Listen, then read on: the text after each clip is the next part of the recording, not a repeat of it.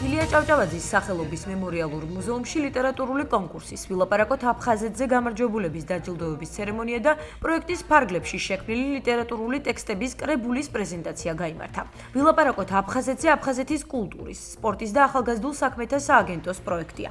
მისი მიზანია ახალგაზრდა თაობას გაუღრმაოს ცოდნა ოკუპირებული ტერიტორიების შესახებ. მეტი შეიტყონ ისტორიულ-კულტურული თუ სოციალური კონტექსტების, ღირებულებების შესახებ, რაც საუკუნეების განმავლობაში ამყარებდა ქართულ აფხაზურ ურთიერთობებს.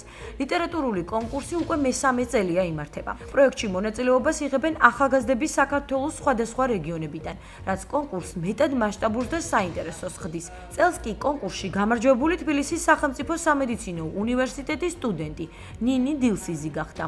ეს პროექტი ჩემი აზრით ძალიან მნიშვნელოვანია, ძალიან მნიშვნელოვან საქმეს ემსახურება, იმიტომ რომ გვაძლევს ჩვენ საშუალებას იმ ახალგაზრდებს, რომლებიც ფიქრობთ ამ თემაზე და ასე ვთქვათ, გვაქვს ის ხერხები, რომ ხატულად გადმოვცეთ ესა თუ ის საკითხები, რომ ასე ვთქვათ, წინ წამოვწიოთ ჩვენი იდეები, ჩვენი აზრები და ვფიქრობ, რომ ეს პროექტი აუცილებლად დიდხანს უნდა გაგრძელდეს და ძალიან დიდ როლს თამაშობს, ასე ვთქვათ, ცნობადობის ამაღლებაში, უფრო ახალგაზრდა თაობაში, უფრო პატარებში. 3 წელია ეს პროექტი მიმდინარეობს და ამ პროექტის ინსპირაცია გახდათ ირაკლი შამათავას წიგნი 33 ამბავი აფხაზეთზე და ეს ერთგვარი გაგრძელება არის და ერთგვარი ესეთ ჩვენ ახალგაზრდებს ვაძლევთ სუფთა ფურცელს და გვაინტერესებს მათი ხედვა და ახალი თაობის გზავნილი აფხაზეთელ თანატოლებთან.